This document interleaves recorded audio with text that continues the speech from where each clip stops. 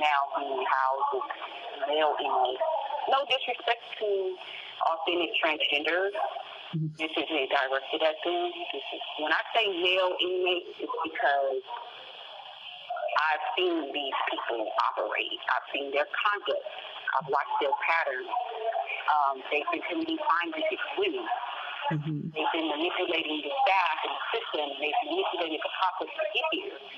So please don't be offended when I say a biological male inmate. Right. Because that's just what I see in some of them, not all of them. There are some people here that are authentic that I do believe have a struggle with inner identity and gender. And they refer to themselves as she, her. And there are some that I have that are friends, and I will address them as she, her, they, because I've gotten to know that person. And that person is true to me and authentic in who they are and how they present. And they're not in here manipulating and committing crimes against women or bullying or taking advantage of or pointing. What do you think? What's the ratio? Like, what's the percentage of people who are like legitimately there for safety measures as opposed to people that are just there to manipulate, cash in on the gold mine that is women's prison? You know what, friends? There might be more than I've observed, but as far as my personal experience, it's about maybe 20 or so since they started coming here in 2021. I've only seen a couple that present as authentic. Right. The rest are in romantic relationships with the women. They're getting raped. They're getting really pregnant. They're feeding women narcotics, drugs that they wouldn't normally take. Right. This place does have its own drug problem, right? So there's not many that I can look at and legitimately say, you know what, I think we're here for the right reasons. I think we did have a problem in the mental institution and we need a safe space. That is not the case. Largely, they're here because, like you said, this is a playground. Right. It's a place where people can come now to spend the duration of their prison sentences juxtaposed to the female anatomy. Right. Speaking of the female anatomy, how do you feel about medical services? Like, for example, you know that there's priority for gender-specific healthcare in there. It's definitely at the top of the list of priorities. How do you feel that in comparison to healthcare services that are available for women, how do they compare?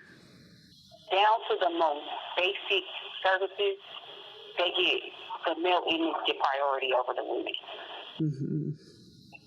They can have a mastectomy done within months of applying for one, but a woman can't have a breast reduction.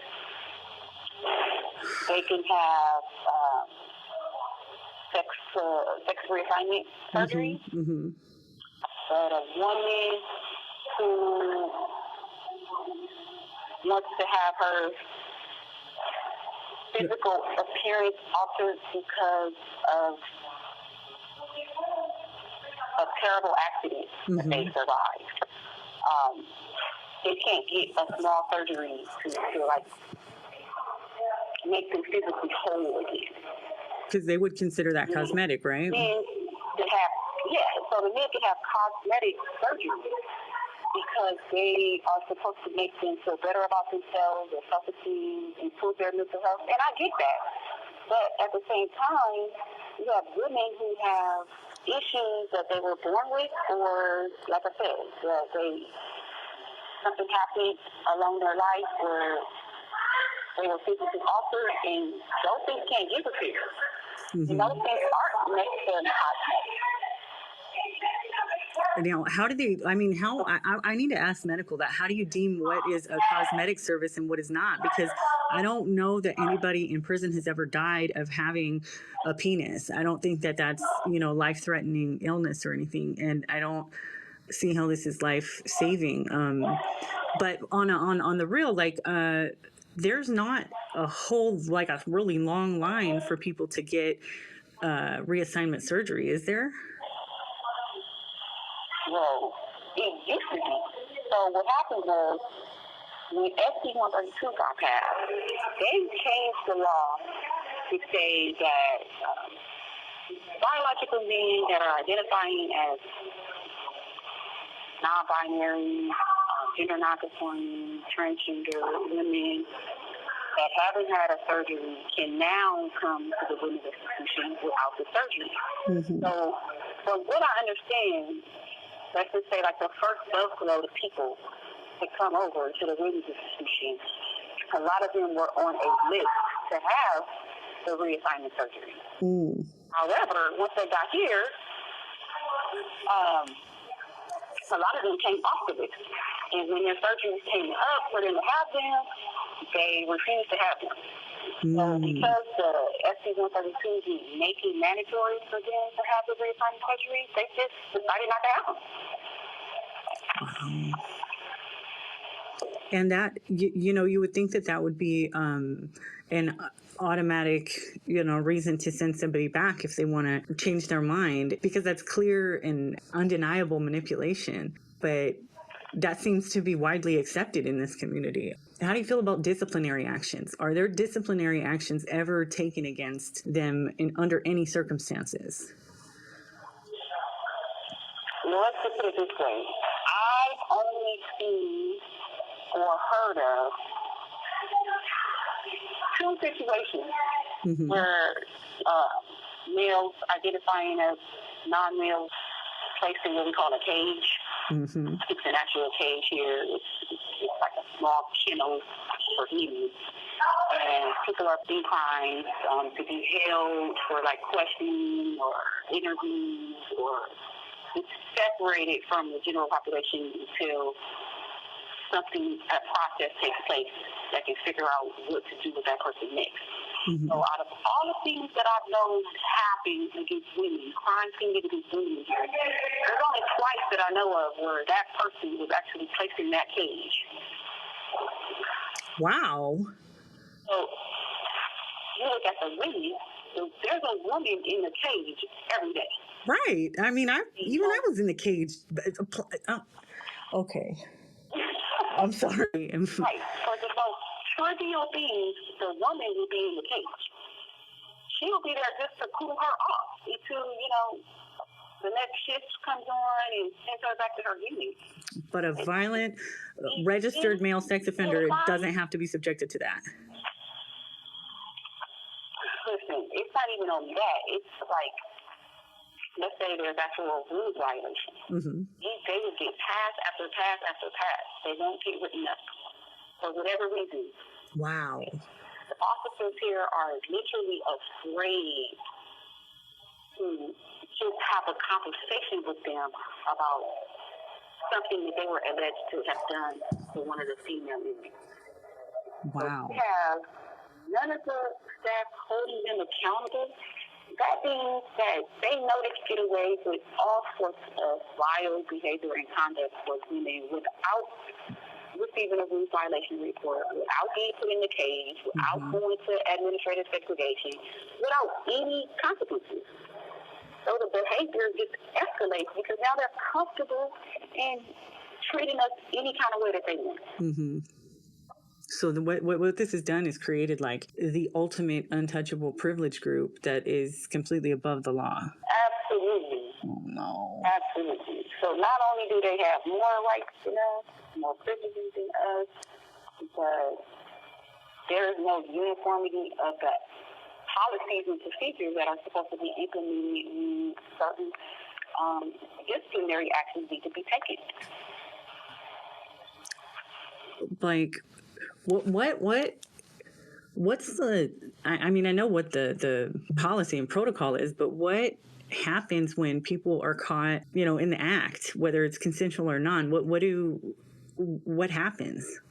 Well, first of all, they just made an announcement this week that no means no and yes is not allowed. So there's not supposed to be any romantic conduct happening between inmates at all. It's supposed to be a zero tolerance.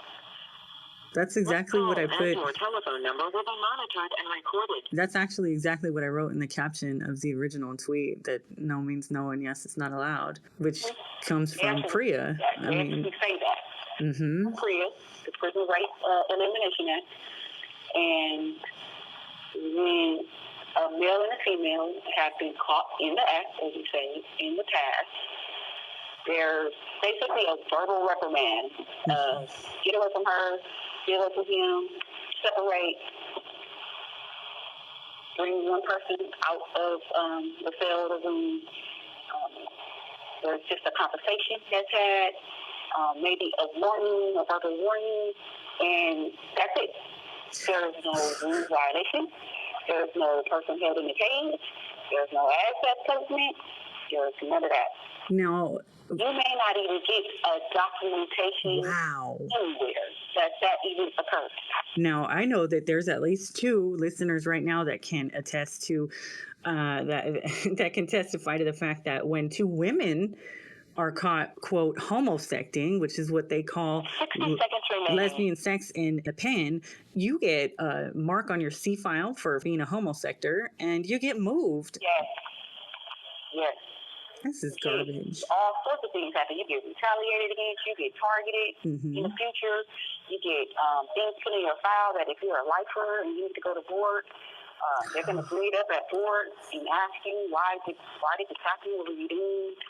Friend, would you like to, you want to call back and I can ask the listeners if they want to put some questions in the comments? Absolutely. Okay, call me right back. Love you. All right. At this number.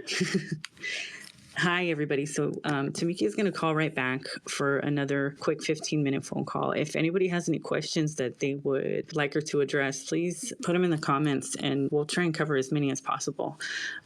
Sorry about all that drama earlier. And I'm very sorry, Liz, too. I didn't mean it. So we're going to just I'll let her keep talking about whatever else she wants to touch on. But if you have any specific questions, please feel free to put them in the comments and we will be sure to address all of those. Or if there's any topic you'd specifically like her to touch on, I'll be more than happy to pass that along as soon as she calls back. Oh, here we go. What are the number of deaths due to having a penis? I don't think any. You do get an H, right? You do get an H on your card when you're caught homosecting, right? This is, Tomiekia was just talking right now about how there's really no action taken when men and women are caught in the act of sex. But when 2 women are caught, from our own personal experience, it's a big rules violation. You get moved, you get separated, you get H on your file for being a homosector.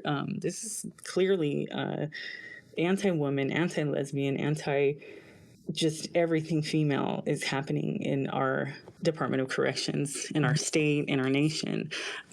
Here's a question. What should we do on the outside? Protesting, raising awareness online never feels like enough. It doesn't. At the end of every day, I have to take inventory and I feel like, oh gosh, could have done so much more today. If we didn't have to sleep, I think some of us probably wouldn't. I think as sensitive and not radical as it sounds, contacting your elected officials, your council members, your assemblymen, your sheriffs, your senators, your representatives, it makes a difference. You got to press on them when these bills come up that are anti-women, that are definitely going to put women in danger. They have to listen. They do listen. The letters do matter. Speaking at public hearings, like at the Public Safety Committee, calling in makes a huge difference because there is record of this dissent against, what they're doing to us. And it's important to use the few rights to stand up and say stuff that we still have left, especially in honor of the ones who are unable to speak, the ones who are silenced on a level like Tomiekia is. They can't even complain. These women are so afraid to even ask for the complaint form in order to submit a formal inmate complaint because they've watched the few who have, like Tomiekia, for example, Kathleen Quinn, they've watched them lose everything. We as women were creatures of comfort. The fear of losing your roommates that you've spent years cultivating, that's scary. The moving is just terrifying constantly. It's something like it used to really freak me out when I had to move. I would just be terrified because it's having to start over all over again. And it takes so long to finally meld personalities and have a functional room. But I keep trying to tell the women without being too harsh, the fact of the matter is that it would be much better to get a little bit uncomfortable now, because what's to come if you don't get uncomfortable now is really scary. It's going to be more than uncomfortable.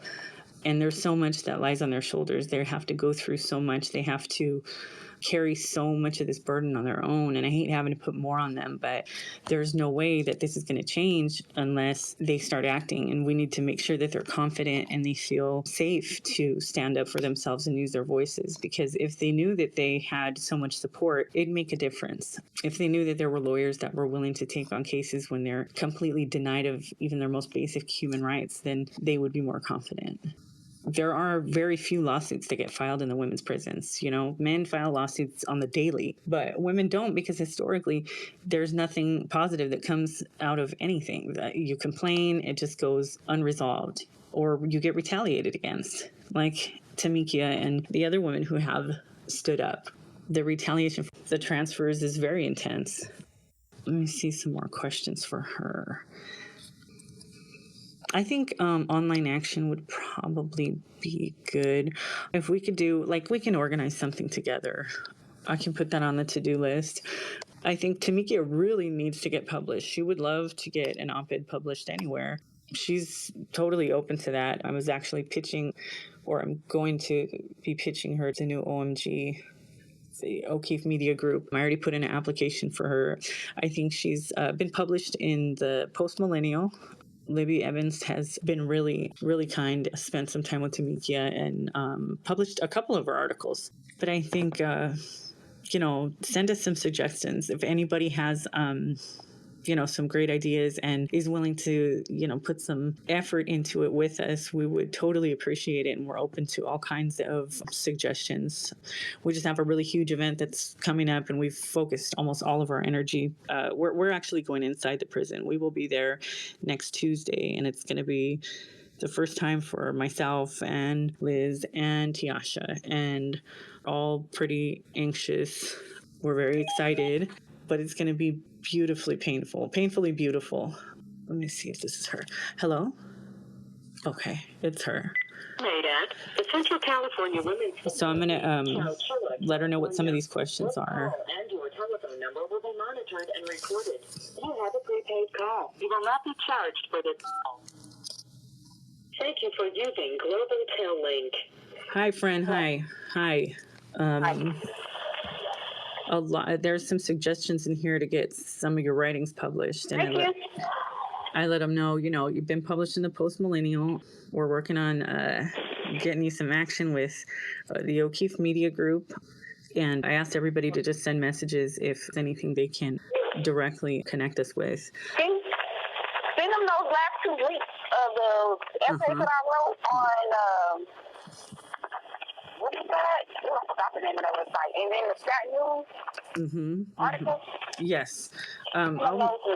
I'll make sure in the next tweet that we'll include all of Tomiekia's publications. And then I put a lot of her stuff on my personal Patreon. So I'll send the link to that too, just so you can see all there's a lot of stuff. She's got a lot of content. It's definitely worth the read. So I have to go outside. So guess what? Yes. The man came in the neighborhood. They must have told him I was out there talking about the situation. Wow. Yeah, this is how it goes. So for listeners who can't necessarily hear what's going on, Tomiekia was in the day room talking to me, and someone reported to one of the men, and the man came out into the day room because they overheard what she was talking about. So this is how uncomfortable and like unlivable these circumstances are.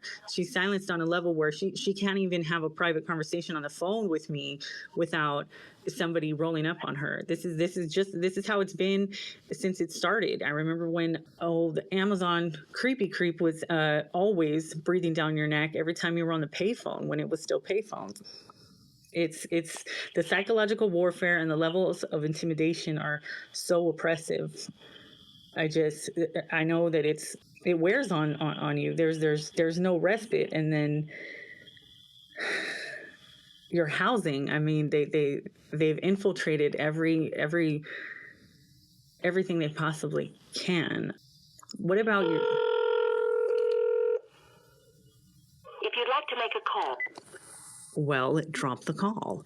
I don't know. I think Tomiekia went outside, so I don't know if she lost signal, but she left the unit to get away from the trans person that came to stalk the phone call. So hopefully she'll be able to call back right now. If not, I do want to thank everybody for hanging in there and listening this long. We appreciate it very much. If this is popular enough, we can continue to do this regularly, not just feature Tomiekia, but get some other women involved who are not too afraid to speak up.